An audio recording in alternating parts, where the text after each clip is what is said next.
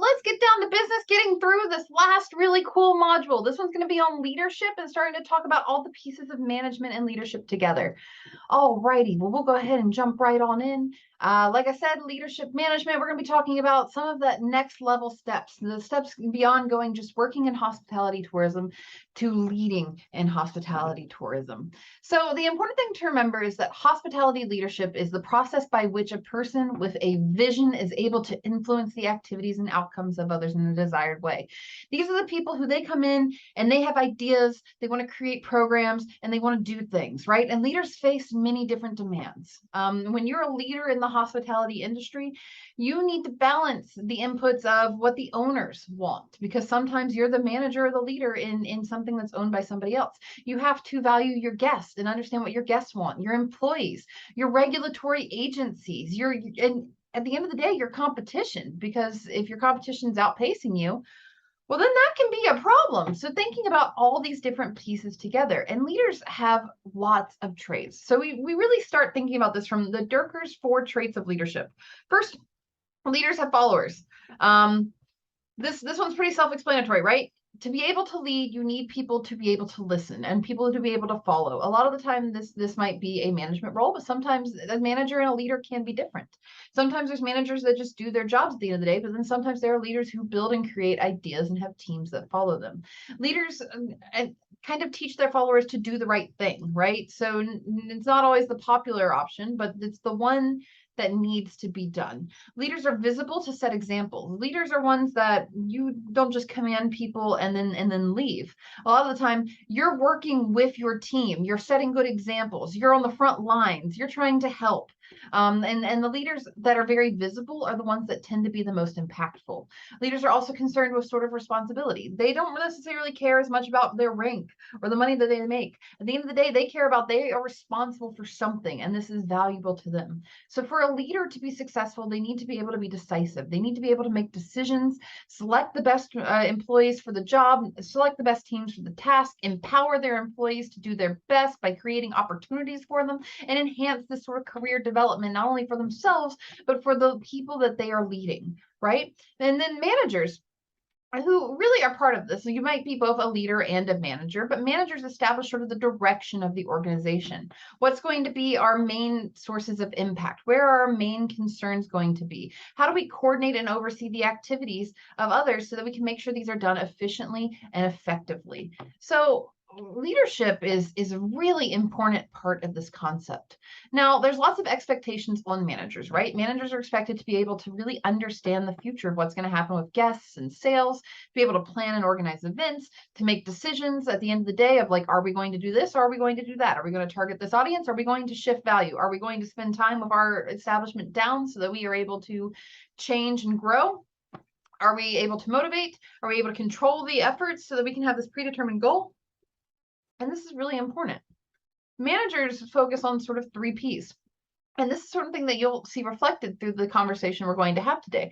It's not only about profit, right? Profit's great. At the end of the day, you want to make money, but you also need to care about the people and you need to care about the planet, trying to make things sustainable. So within management, there's typically 3 layers we're talking about, right? We have our first line managers. These are the ones that these are your key holders in most hospitality tourism industry. They coordinate activities, they supervise employees, they report to some sort of middle management, and they participate to day-to-day operations. They might be the ones who are in charge of like making sure that there's the right amount of money in the till.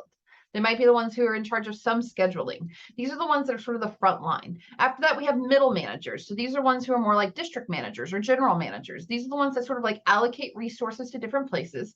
They oversee what these first line managers are doing, and these first line managers have the employees underneath them, and they report to the top management. So these are the ones who are saying like, hey, in my region, this is happening, or in my set of stores, this is what's happening. And they develop and implement activities within those areas.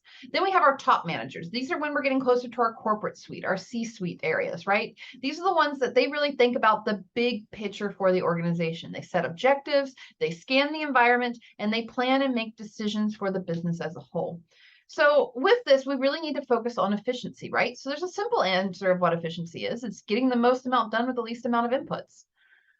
But efficient doesn't always mean effective. We could get things done as easily as possible, but did we do it the right way? We do it in the way that's sustainable? Did we do it in the way that makes our employees happy? We've all been in the sort of jobs before where, yeah, things were efficient, but we were miserable and overworked. So how do we balance efficiency and effectiveness from a leading standpoint? Because effectiveness is sort of this doing the right thing mentality, or what's best for the business, even if it hurts in the short term, right? So to manage both sort of requirements requires managerial skills. And these managerial skills can be in many different categories. Some are conceptual, so being able to view the corporation as sort of a complete entity, thinking about the big picture, not only what your department is doing, but how your department relates to other departments. How do we achieve this goal together? That's sort of like the conceptual managerial skill. Then we have the human skills. Managers, they need to be able to talk to their employees. They need to be able to really motivate people and to give people opportunities. They need to be good, effective managers and leaders of the people who don't just take the employees that are really good and put them in the same job every single day until they burn out.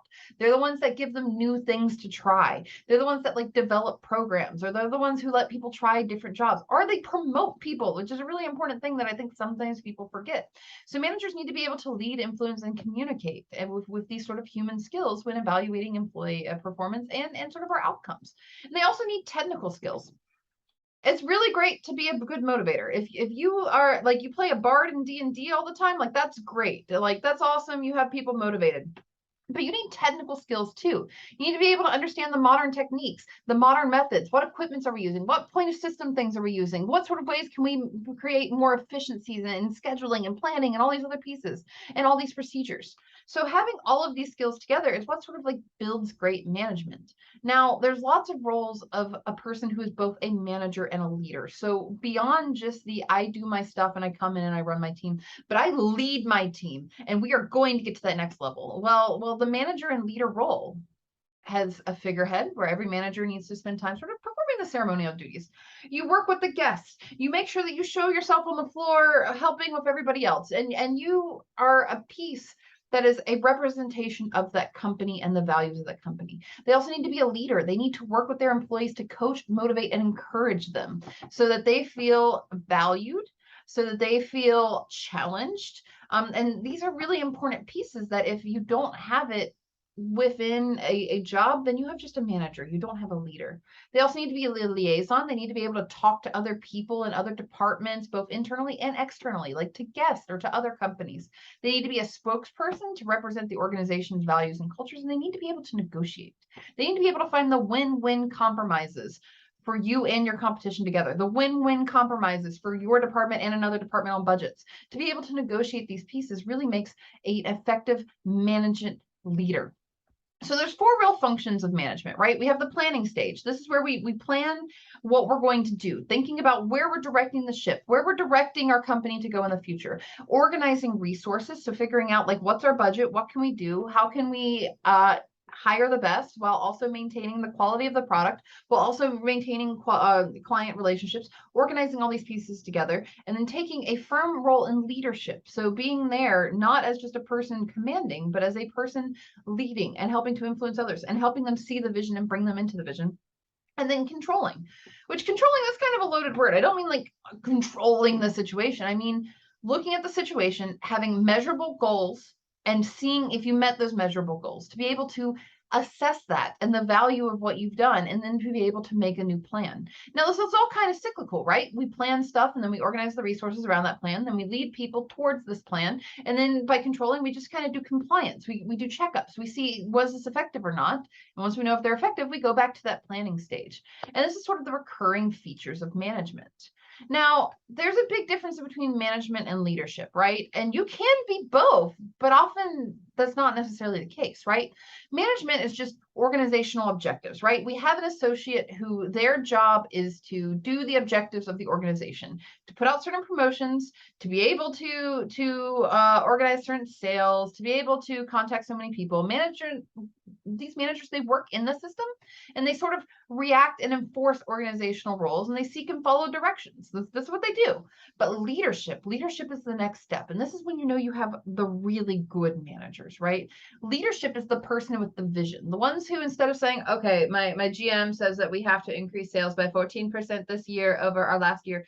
No, The leaders are, hey, we know that we need to meet 14%. I have some really cool ideas of how we're going to do it. And this is how we're going to like start interacting with clients in a different way. Or maybe we're going to start like building out this sort of skill set that we have. Or maybe we're going to do the one who comes up, the entrepreneurial almost one, the one with ideas, the person with the vision that's able to influence the behavior of others in a certain way. This is leadership. And leaders work on a system where they create opportunities, they seek opportunities, they change organizational roles, they provide a vision and strategic alignment to people and motivate people and energize people. This is what leadership is, right?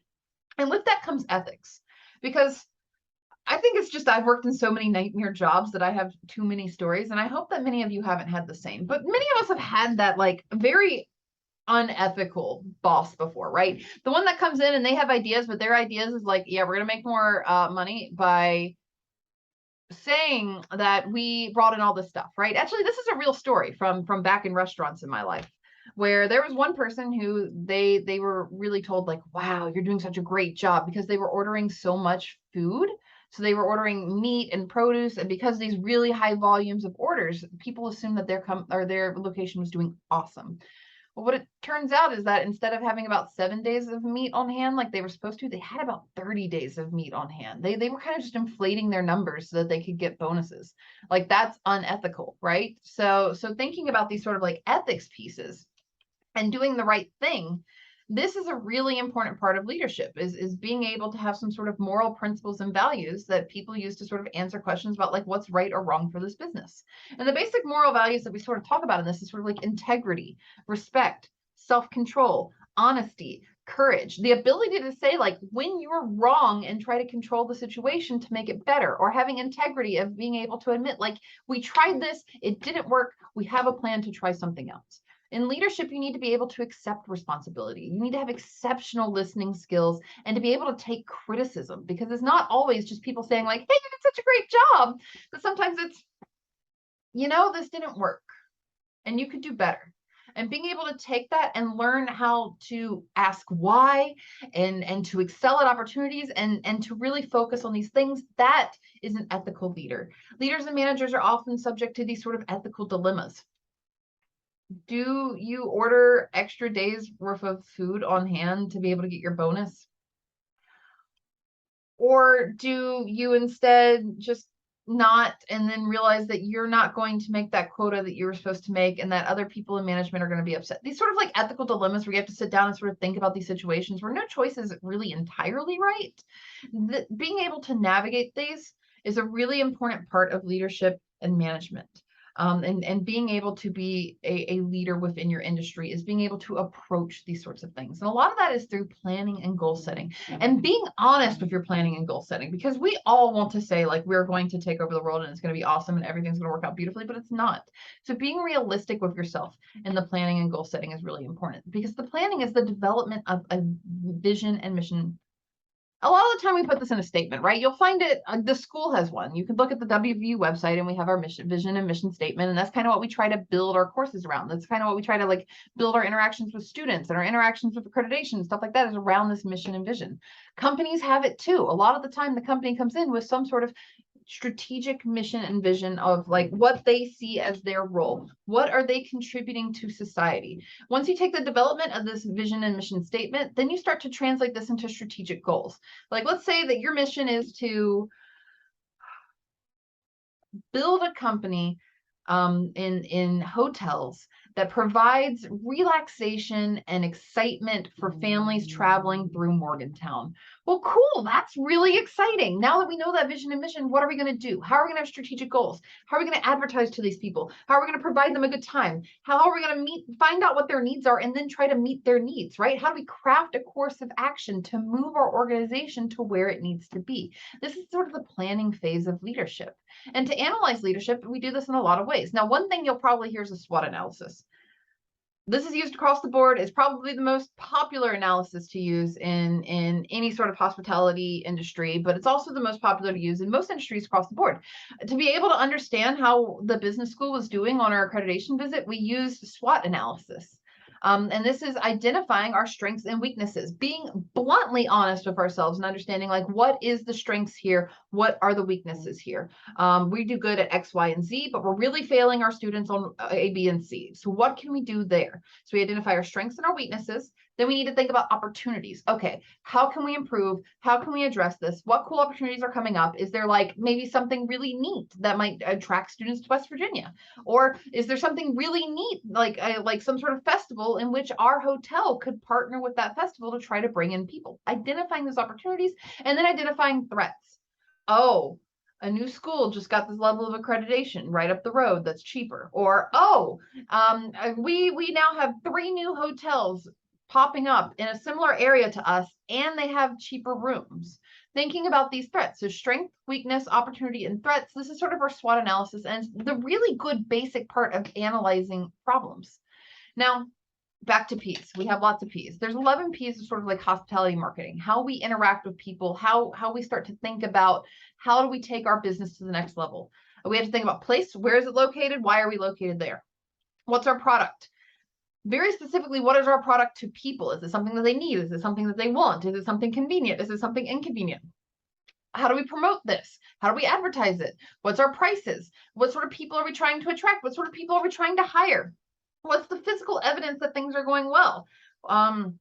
Is it by number of rooms that are sold? Is it by number of specials that are sold? What's our process for being able to develop these things? The personalization that we give so that they know that they're not just going to another run-of-the-mill place, but instead to a place where we have passion, right? And then participation. How do we participate in this? How do we have peer-to-peer interactions, whether it be our workers to guests, or our workers to management, our management to management, our workers to workers, our departments to departments? How do we have this peer-to-peer interaction? And then how do we do predictive modeling?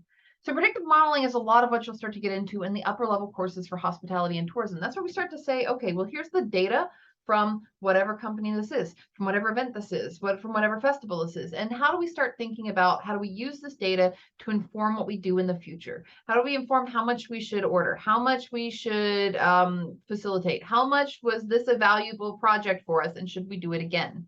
So these are really important when we're thinking about things. And to do this, we also need to be very honest with ourselves with goal setting. So take the next 30 seconds of information and think about it as well with the statements that you make on your resume, right? Because a lot of the time on your resume, you'll have like, hey, I worked here for such and such and such and such, and then you'll have your little bullet points underwards. And then lots of people screw those up. And they screw those up because they'll say something aloof, right? They'll say like, recommended new products to job, right? But they didn't have the measurable aspect of it. Resumes that have numbers involved where you can have some sort of measurable performance are far more likely to get you a job across the board. And it's because we have these at different pieces, right? So the first part is to. The next part is the, by, and then at. What do I mean by that? Well, let's take this following statement. To increase guest satisfaction by, or excuse me, to increase guest satisfaction scores in between 87 and 89% by December 31st at a cost of $500 in training, we did blank. So this goal setting tells us what's our action that we are trying to accomplish? The is our measurable result, right? It's, am I increasing by half a point on Yelp? Am I increasing from 87% to 89% of satisfaction surveys? What is our measurement? Then a target date. On your resume, it'd be like within a 12-month period, within a 9-month period, within 90 days. But a lot of the time when we're doing future goal setting, it's by December 31st, by whatever target deadline that you have. And then at, everything costs, right? Whether it be time, whether it be energy, whether it be commitment, whether it be financial, there is some sort of cost to everything that you do. So thinking very clearly, what is our goal? How do we measure it? When is it going to be done? And what is it going to cost us? Putting all of this together is the basis for good goal setting, and also good writing letter or statements on your resume. So when we're sort of organizing and we're thinking about these pieces, we need to divide it up into steps and sort of think about what's going to happen. So let's say that we have a goal. We have a goal to, I don't know, host a really cool resort event for, I'm an economist, for economists. Like we could ever afford a resort, but let's assume that the American Economic Association could. Well, step one if I'm the hotel that wants to service them, I need to divide the work to be done into specific jobs and departments. I need for certain meals to be planned, while I also need certain rooms to be available, while I also need certain AV equipment to be put into each of the rooms, while I also need certain parking things. I need to work in between these 4 departments to make sure that they're working. I have now divided the work. Okay, step 2, I need to assign the tasks and responsibilities. Okay, you are in charge of making sure that the projectors work and that there's a hookup in each one. You are in charge of making sure that we have the right table setting and the right number of plates for this, assigning these sorts of tasks. Step 3 is coordinating diverse organizational tasks, bringing together the valets to also work with the room people to make sure at the time the cars are coming in and people are unpacking their luggage that the rooms are available and that the rooms are available in time for them to be able to make their sessions where they need to be able to present with that AV information, coordinating these tasks, and then clustering these jobs into units or departments. So saying, okay, housekeeping, you're in charge of X. Front of desk, you're in charge of Y. Banquet, you're in charge of these pieces. So then clustering them into departments and then allocating our resources accordingly. Hey, I have 3 people who can do flex. I see that we need some flex people in dining in between these hours and then valet in between these hours. We're going to make sure that our resources are divided in between the departments that might need them at that time. Being able to organize helps so much with being able to initiate our planning and organization, our planning and goal setting stage into something tangible. Now, with this, we also need to make decisions, and everybody makes decisions in different ways, right? Decisions might be the rational option. I have been called a robot for years because I make extremely rational decisions that are very logic based. Not everybody does that, but decisions may be rational or logic focused. They might be satisfying versus optimal. What's the decision that are going to make people happy versus what's the decision that's going to be optimal from a financials perspective? How do we balance between the two? Some decisions can be programmed. Basically, we know that the situation comes up, so we already have a list of things that are going to happen at that time. A customer complains. Okay, well, first point of contact is, I'm sorry that this happened to you. Let's see what we can do to make it better. Second point of contact is to be able to see if we can satisfy them by giving them a new room. Third point of contact is if they are not satisfied in that, can we give them a refund, right? Having some sort of programmed routine for things that happen on a regular basis. These are really important decisions. We also have non-programmed decisions. These are ones that are unusual circumstances, like we have a conference coming in and they needed like 3 rooms that were dead silent. They couldn't have had, because they were recording it for television or something. So they had to be dead silent. Well, that's not something we deal with all the time. So that's something that is an unusual circumstance where we're going to have to make some sort of quick decisions to make sure that things are happening, such as making sure the rooms surrounding it are empty, or being able to move part of another conference a few doors down so that there's not this cross activity. So decisions might be the sort of rational, logical, or we might be thinking about satisfying versus optimal, or programmed or not programmed. But this requires managers to have decision-making abilities. And within decision-making abilities, each manager or leader is going to have their own sort of decision-making style. I'm a very analytical person, right? If you gave me directive, analytical, conceptual, or behavioral, I will 100% of the time choose the analytical route because I am a data scientist at the end of the day, and I care about what the data says, and we're going to go for that. But there might be other ones. There might be directive. There might be people who are really good at delegating, and there might be really good at making direct contact with information and problems. There might be people like me who are analytical, who are going to look at data. There might be people who are conceptual, who are much better at seeing the big picture and how everything moves together so they can make more conceptual level decisions. And there might be behavioral ones, people who really respond well to emotions and understanding what's happening with those emotions and what's happening in a behavioral environment and how people are going to react and to be able to navigate those situations. Making decisions based upon this is really important for managers, and knowing what your management style is just also important for being an effective leader, is knowing what your decision-making style is and hiring people who make the other decision styles really well.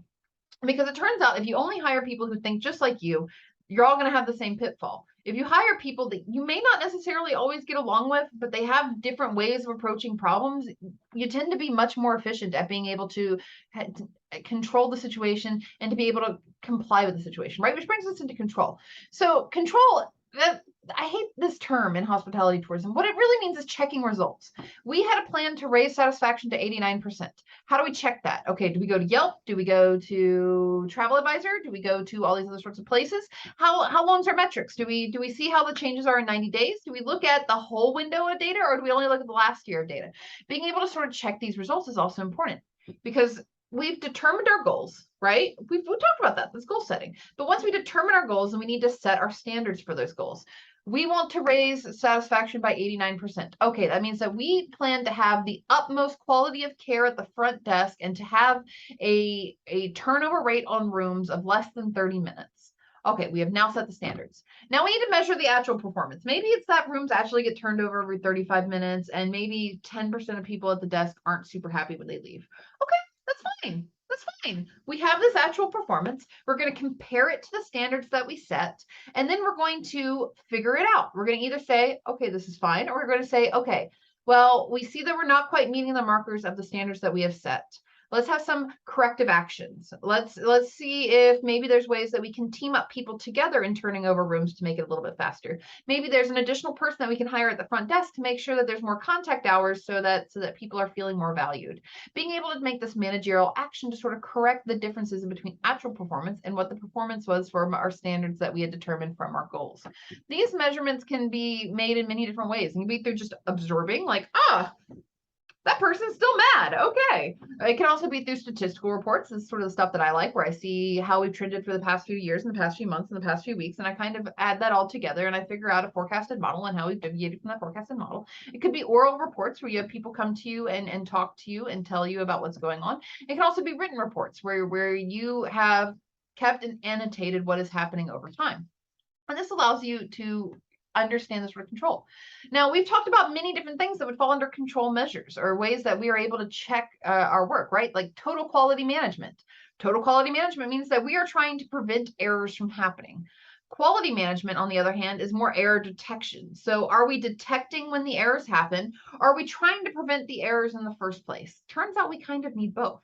Same with quality control. Quality control is like, hey, I have a product coming down the line and I want to make sure that this product is okay for my customers. That's quality control. I have checked to make sure that the light bulb works, right? Total quality control. This is service oriented.